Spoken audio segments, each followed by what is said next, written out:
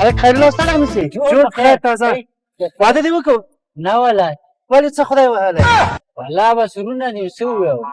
خو دا ورونه ته قناعت وایي که که نه والله بس نه تا چې خو څه مشکل نه وي ګوره ما زه ډېر ښه ډاکټر پېژنم پرېږده مړه مشکل به تا کړي مړه دې خبرې ته تا ته خو څه وخت خبره پرېږده کومه که مړه نه والکه خیرالله ستا هغه واده کېږي که نه بوډا به شي ها خیرالله څنګه چل شهر واده دی پرېم د واده نه تېر ستا کار وکړه که نه نو کار خو به وکړو یار ډېر وخت ظالم نور زړېږي یار والکه معروف بل لاوړه که زر که ګرمي ده خیرالله واده درته ونه کړو مړه خدای ته وګورې واده یې درته ونه کړو نور هم لیونی کړم ستا زما واده کې څه کار دی مړه مشر ورور سره مشوره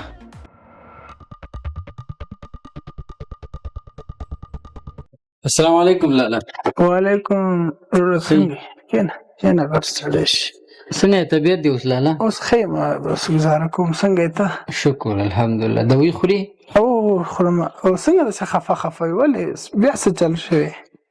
لالا یو خبره مې کوله تا سره مشورې ته رالم که نه ښه وکړه کله چې رښتیا درته ویم دا خبر زما په خوله نه راځي خو بیا مال چې واده م راله کړی و نو ښه به وه ته اوس خو ماشوم یې ته په واده څه کې ایله اوس ته کاروبار شروع کړو کاروبار ته دې وده ورکړه بیا به درته واده وکړو که نه اوس خو لا ماشوم یې لالا ته خو دلته په کمبل کې قلار ناستې ته زمونږ د زړه نه څه خبرې په لار چې روان یو چم ګاونډ کې نم وړوکی پرېږدي نم غټ پرېږدي واده درله نه کوي او په دې سرمایه به څه وکړي واده وکړه او واده داسې دی واده ډېر خلک یې لا د واده ډېر خواږه م راله وایي نو بس بیا هم زړه نه صبرېږي شیانې څه واده د خلکو خبرې ته ولې منې خپل ژوند خپله جوړ کړه دې کې د خلکو سره ستا څه کار دی چې خلک دا وي خلک دا وي خپل کاروبار دی کو لا ماشوم یې واده خبرې بیا ونه کړي دلته ماته لالا ته عجیبه خبرې کوي نو پلار دې الله وبښه ژوندی و تاسو ته یو نور دوو ته یې وکړو و چې زما خبر راله اوس داسې درته زه ښکارم ته خبر یې مونږ له خلک څنګه پیغورونه راکوي څوک راله ته د کار نه څوک وایي ملا لاړ شه څوک وایي ډاکټر ته په خپل ځان هم کله شک شي مونږ نر یو که ښځه واده راله وکړه پرې چې ټول ته ثبوت وښیو که نه ته شرمېږې نه زه په داسې حال پروت یم بس چې بیا هم کې بس جدا شوی بس څه چې کې کوه بس مونږ سره مشورې ته مونږ ته مه راځه زه چې څه کې کوه خپل کار کوه په تنګ شو ده نه بس صحیح ده واده د ټوټقه د حق دې دی راباندې ته به یې راولېږلم که راغلې او که رانغلې بس بیا صحیح ده خپل کار کوه مه کوه ما دا د دې اوس زمانې هلکان شو واده په زور غواړي د ماشینونو سوداګر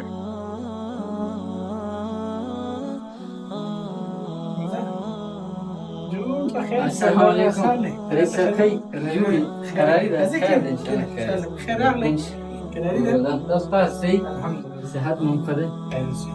څنګه چل خیرالله څنګه دې راپېښه وکړه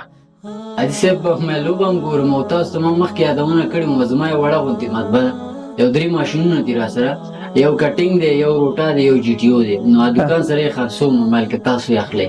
ښه نو څو دې پې نرخ ایښی دی راځي صاحب ما خو پې $1,000 ریټ ایښی دی یاره $1,000 خو ډېر ګران دی او ولې خرڅې راځي صاحب تانې څه پرده د کلي محل خلکو هم تنګ کړی ما خپل خپلوان مر یې ووایي عمر دې زیات دی واده نه کوي او کور کې ته نه کوي څوک راباندې دا تور هم لګوي وایي صاحب وایي